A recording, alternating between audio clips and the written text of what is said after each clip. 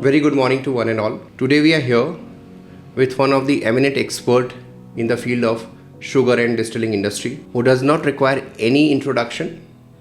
I welcome Honorable Dr. S.B. Patil sir, Professor Emeritus. Sir, thank you so much for joining us. And it is our indeed pleasure to have you talk about sugar and distilling industry in India. Thank you, Avdesh. Thank you. So, you have had a very long and illustrious career in sugar and distilling industry. We would like to know your journey, especially as a Professor Emeritus at the Vasantdada Sugar Institute, Pune, and further how you became the part of the member committee at the Ministry of Environment, Forest and Climate Change, Govt of India. Yes, I have been working in this industry for last almost 40 years.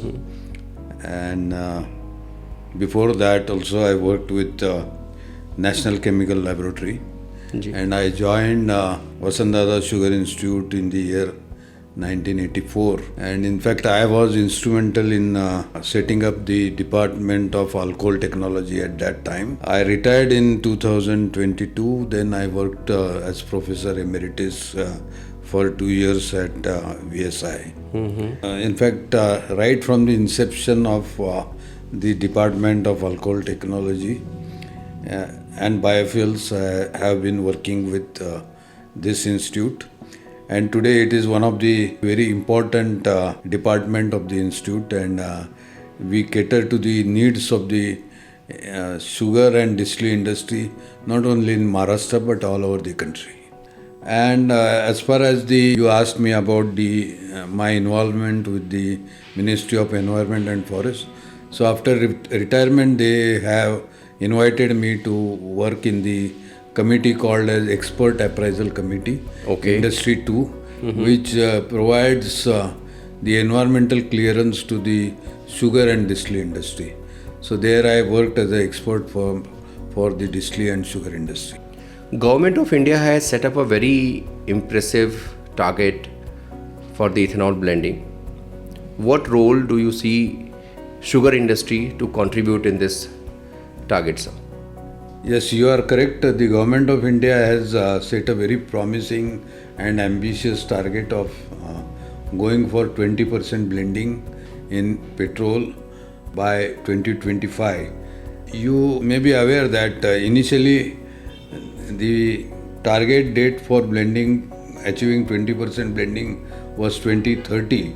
But due to the very promising and proactive role played by the Government of India and the response given by the industry, the Government of India now has preponed the target of achieving 20% blending from 2030 to 2025, and it is expected that by 2025 we will definitely achieve 20% blending. Govt of India has set up a very impressive target for the ethanol blending. What role do you see sugar industry to contribute in this target, sir? Yes, you are correct. The Government of India has set a very promising and ambitious target of going for 20% blending in petrol by 2025. You may be aware that initially the target date for blending, achieving 20% blending was 2030. But due to the very promising and proactive role played by the Government of India and the response given by the industry, the Government of India now has preponed the target of achieving 20% blending from 2030 to 2025, and it is expected that by 2025 we will definitely achieve 20% blending. So how do you see the sugar industry should maintain a balance between sugar production and ethanol production? As I told you, the Government of India has played a very proactive role in developing this ethanol blending program. And today only sugar is not a profitable proposal for the sugar industry. Right. So in fact today you have to have a distillery attached to your sugar mill, and that becomes a really viable kind of venture for the sugar industry. Of course, the balance between the sugar and the ethanol, it again depends on the availability of the sugar cane, and the government will always see that the domestic requirement of the sugar is fulfilled. In the last several years, we had a trend of surplus availability of the sugar and sugar cane, and because of this, the government has started this ambitious program, and whatever the surplus sugar which is available above the domestic requirement, that will be converted to ethanol. And today the sugar cane industry is growing. I think we will have surplus sugar cane in the coming years, and it will not be very difficult to provide sugar cane or the sugar which we have to divert for ethanol production and to achieve 20% blending. So, what are your suggestions and tips to sugar manufacturing and distilling? And distilling means molasses to ethanol fermentation and sugar syrup to ethanol fermentation. See, the technology is continuously developing. Right. So, if you had asked me about 25-30 years back, I would have told you that the fermentation efficiency could be around 86-87. But today we are achieving somewhere around 90-91. In grain, we are even going for 93-94% efficiency. Right. So because of the technological developments, there is definitely improvement in the efficiency of the distillery industry. And today we have different kinds of feedstocks which are available for the distillery industry. And this includes the conventional C molasses also. But apart from this C molasses, we have the syrup which comes from the sugar cane, and this syrup can be directly converted into ethanol without producing sugar.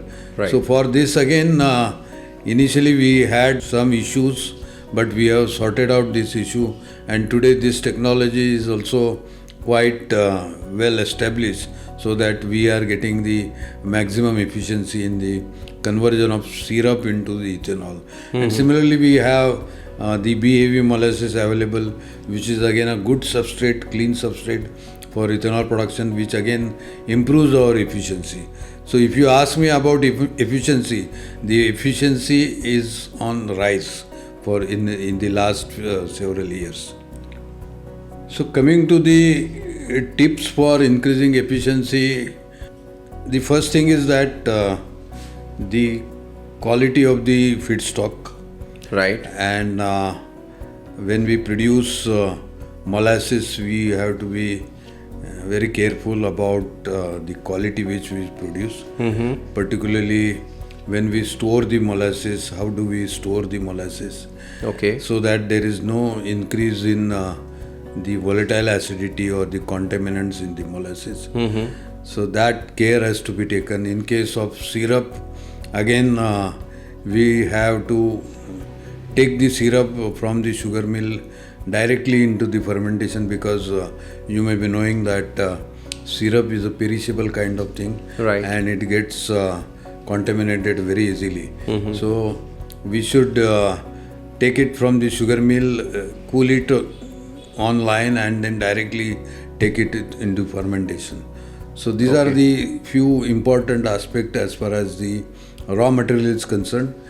And of course, during the fermentation, what are parameters are involved, the temperature and the count of the yeast required. So all these parameters have to be properly controlled, so that your efficiency, you get the maximum efficiency. So you aptly mentioned that what are the precautions one has to take care at the farm level and as also at the unit. I would like to know from you, what is the role of enzyme, yeast, additives at the sugar production, and also ethanol fermentation from molasses and from sugarcane syrup both. So what role these enzymes and specialty chemical plays? You are correct. I mean, yeast is the central or the most critical component of the fermentation. Right. And today we have very good active dry yeast which are available in the market, which are produced from a strain which has been developed for to withstand high alcohol concentration and high tolerance to the various inhibitory compounds which can be present in the feedstock. So yeast is the most important component of the fermentation system. All right. So apart from yeast, of course, the enzymes are required, particularly with grain, because we have to hydrolyze the starch, and we have to have at least two types of enzyme, that is the amylase and amyloglucosidase. Both these enzymes will help us to break down the starch into the monomer, that is glucose, which can be used by the yeast for fermentation. Apart from this, of course, there are other enzymes also which can be helpful in fermentation. For example, there are certain kind of formulations which contains protease enzymes. This protease, acidic protease, can help to control the contamination. And apart from this, in case of feedstocks such as molasses, we can have little amount of starch and dextran present, and to convert that starch and dextran into sugar and to increase our yields and efficiency, we can add amylase and dextranase also into the formulations. So this kind of formulation are now available, and they are definitely helpful to increase the efficiency and the yield of the ethanol in the distilling industry. And of course, there are some other kind of products which can contain certain types of antibiotics, which will again help to control the contamination. Right. Particularly, we have many times the problem of lactobacillus growing into the fermentation. Right. So to control the lactobacillus, there are certain kinds of antibiotics which are available that can be helpful in the fermentation, of course, depending on the level of the contamination which is there in the fermentation system. So these products are have been used by the industry, and they are definitely helping the industry to achieve more yields and higher efficiency.